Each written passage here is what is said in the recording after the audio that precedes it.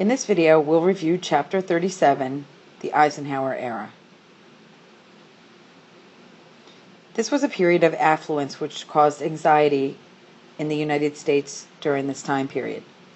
There was a prosperity boom, and housing had a fabulous surge in home construction.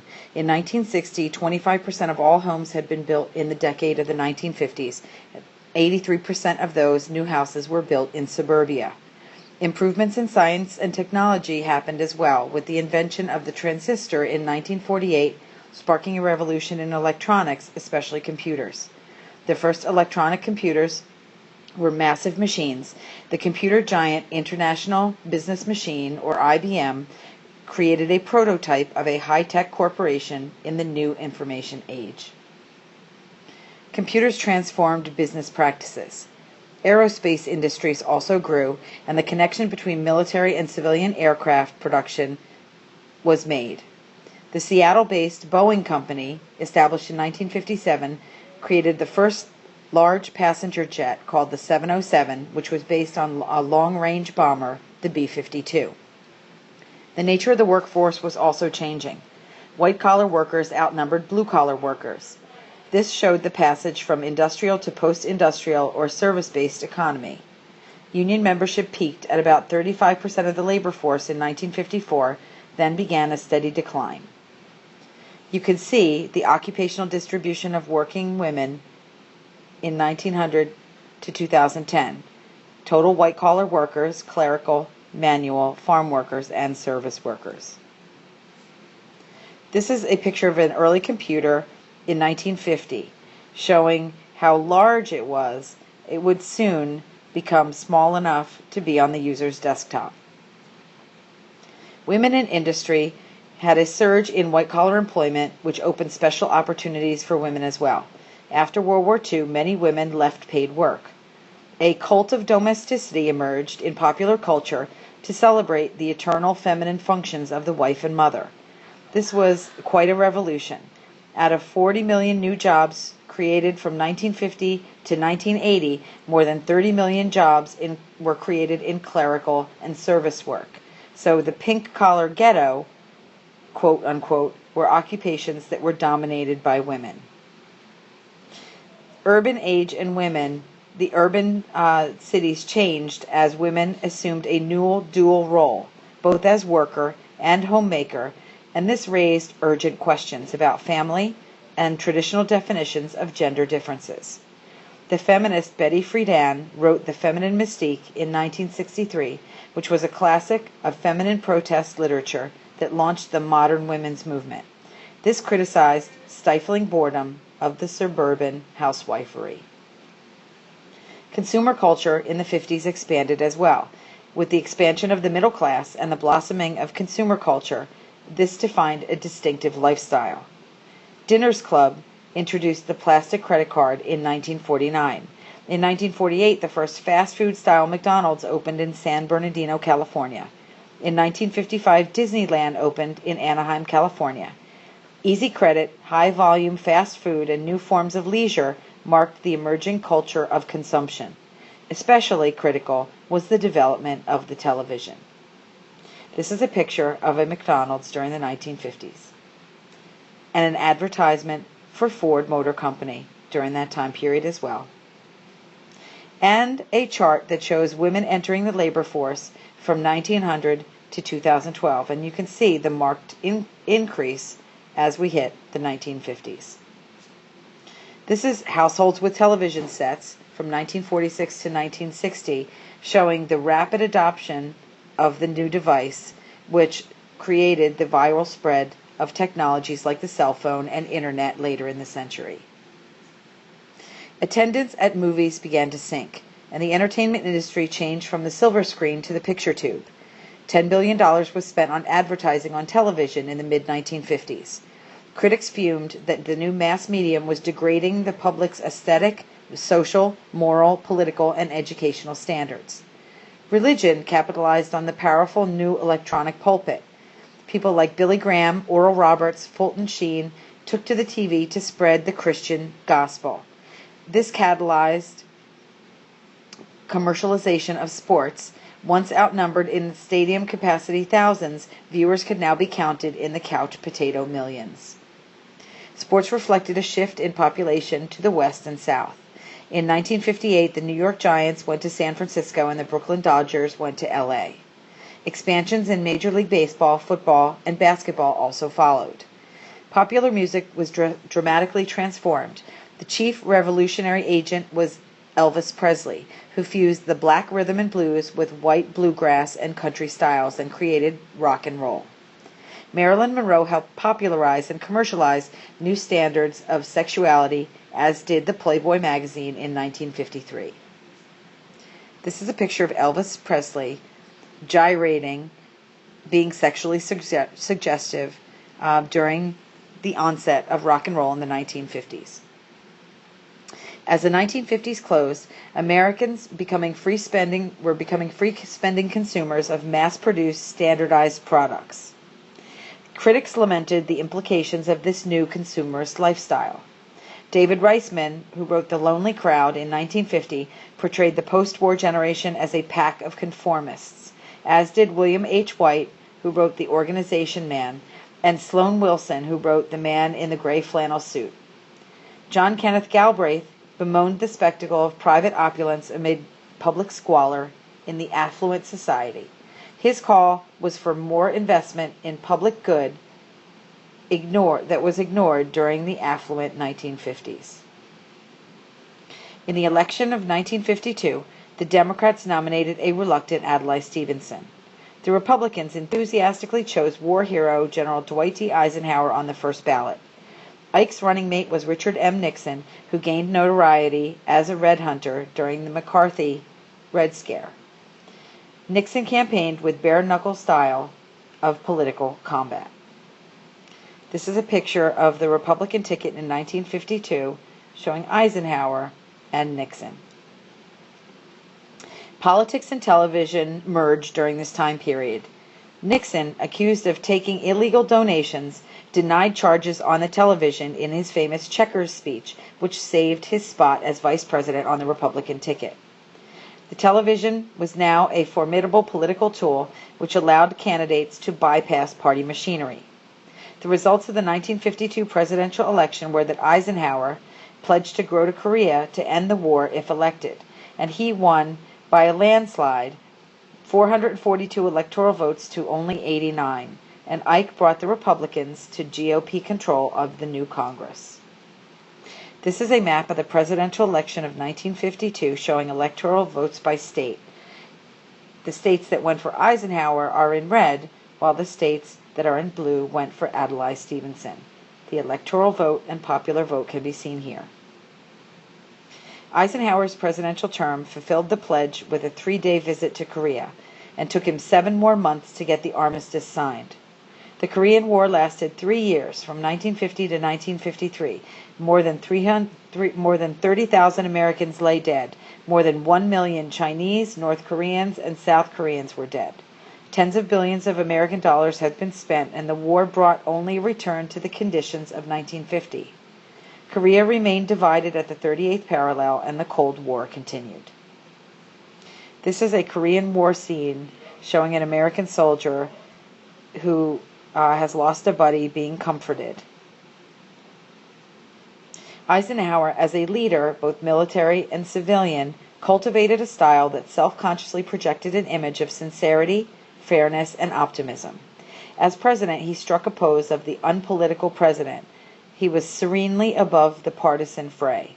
His greatest asset was affection and respect of our citizenry.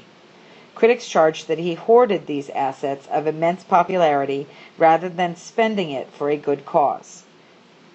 And they suggested a good cause would be civil rights. Ike failed to stand up to McCarthyist demagoguery in the GOP. America's black community in the 1950s was still facing segregation. 15 million African American citizens existed in the United States during the 1950s, 2/3 of whom lived in the South, where Jim Crow laws were everywhere. Jim Crow laws were a rigid set of laws governing black life in the South. There was an array of separate social arrangements that kept blacks insulated from whites, economically inferior and politically powerless. Only about 20% of those eligible to vote were registered, and fewer than 5% in the Deep South. Where the law proved insufficient to enforce the regime, vigilante violence did their job. This is a picture titled "The Face of Segregation," showing women in the segregated South of the 1950s who were compelled to enter the movie theater through the colored entrance. Once inside, they sat in a separate seating section, usually at the rear of the theater. 6 black war veterans claiming rights for which they had fought overseas were murdered in the summer of 1946. A Mississippi mob also lynched 14-year-old Emmett Till in 1955 for allegedly leering at a white woman. Segregation tarnished America's international image. African American entertainers like Paul Robeson and Josephine Baker toured the world recounting horrors of Jim Crow. Gunnar Myrdal's An American Dilemma exposed the scandalous contradiction between the American creed of liberty and the nation's shameful treatment of its black citizens. International pressure combined with grassroots and legal activism and propelled some racial progress in the North during and after World War II. They fought for and won equal access to public accommodations. Jackie Robinson cracked baseball's color barrier when the Brooklyn Dodgers signed him in 1947. The NAACP, or the National Association for the Advancement of Colored People, also pushed the Supreme Court. They pushed them to rule in Sweat versus Painter in 1950 that separate professional schools for blacks failed to meet the test of equality. Other rulings benefited blacks as well as other minorities. African American suffering continued, though, especially in the South, and increasingly blacks refused to suffer in silence. In December 1955, Rosa Parks made history in Montgomery, Alabama, when she boarded a city bus, took a seat in the whites-only section, and refused to give it up. Her arrest for violating the city's Jim Crow statutes sparked a year-long black boycott of city buses. This served notice throughout the South that blacks would no longer submit meekly to absurdities and the indignities of segregation. The Montgomery bus boycott was led by the Reverend Martin Luther King. He was the unlikely champion of downtrodden and the disenfranchised, and he had been sheltered from the grossest cruelties of segregation. His oratorical skill, strategic savvy, mastery of biblical and constitutional conceptions of justice, and devotion to nonviolent principles of India's Mohandas Gandhi thrust him to the forefront of the Black Revolution. President Truman was horrified by the murder of the Black War veterans in 1946. He commissioned a report to secure these rights, which ended segregation in the federal civil service and in the armed forces in 1948. Congress resisted civil rights legislation, and Truman's successor, Eisenhower, showed no interest in racial issues. This is a picture of Martin Luther King Jr. and his wife Coretta arrested during the Montgomery bus boycotts. The Supreme Court and civil rights assumed that political leadership in the civil rights struggle. Chief Justice Earl Warren courageously led the court to address the urgent issues that Congress and Ike preferred to avoid. In the court case Brown versus Board of Education of Topeka, Kansas in 1954, the court ruled that segregation in public schools was inherently unequal and thus unconstitutional. This reversed the court's verdict in Plessy versus Ferguson in 1896 that separate but equal facilities were constitutional. Desegregation must go ahead with all deliberate speed. The border states made reasonable efforts to comply. The Deep South organized massive resistance, and Southern members of Congress signed the Declaration of Constitutional Principles in 1956 and pledged unyielding resistance to desegregation. Some states diverted public funds to start private schools, and 10 years later, fewer than 2% of eligible blacks in the Deep South were in classrooms with white children. Eisenhower was reluctant to promote integration. His personal attitudes helped restrain him. He felt the court's ruling upset the customs and convictions of at least 2 generations of Americans and refused to issue a public statement endorsing the court's conclusion. In September 1957, Ike was forced to act. Orville Faubus, the governor of Arkansas, had mobilized the National Guard to prevent 9 black students, called the Little Rock Nine, from enrolling in Little Rock Central High School. Eisenhower sent troops to escort the children to their classes. This is a picture of the integration in Little Rock, Arkansas in 1957, showing the students walking to enter Central High School. The same year, Congress passed the first Civil Rights Act since Reconstruction, which set up a permanent Civil Rights Commission to investigate violations of civil rights. This authorized federal injunctions to protect voting rights. Martin Luther King formed the Southern Christian Leadership Conference, or the SCLC, in 1957. This mobilized black churches on behalf of black rights, and the churches were the largest and best organized black institutions. This picture by Jacob Lawrence shows the migration of the Negro, depicting the migration of Southern blacks to the North during and after World War II. This is a picture of the home front showing African American migrants from the rural South finding their first industrial jobs in the wartime defense plants in World War II. This is a picture showing the Detroit race riot, which happened as a result of migrations. These tensions were over housing and workplace integration in the rapidly populating wartime city, and 3 days of violence erupted as a result. The Black Sit-In movement was launched February 1st, 1960, by 4 black college freshmen in Greensboro, North Carolina, who demanded service at the whites-only Woolworth's lunch counter. This swelled into wait-ins, lie-ins, and pray-ins to compel equal treatment. In April 1960, Southern black students formed the Student Nonviolent Coordinating Committee, also called SNCC. This gave more focus to these efforts, and the impassioned young SNCC members would eventually lose patience with the more stately tactics of the SCLC and even more deliberate legalism of the NAACP. Meanwhile, at home, Eisenhower pledged dynamic conservatism. And when dealing with people in his domestic policy, he said, "Be liberal, be human, but with people's money or their economy or their form of government, be conservative." This was a balanced, middle-of-the-road course, and he had no effort to roll back major achievements of the New Deal or to halt further expansion of government programs, but he strove to balance the federal budget, to guard the Republic from what Ike called creeping socialism, and he supported the transfer of control over offshore oil fields from the federal government to the states. He tried to curb the Tennessee Valley Authority by encouraging a private company to build a generating plant to compete with it. Eisenhower responded to domestic pressures and Mexican government concerns about illegal Mexican immigration as well.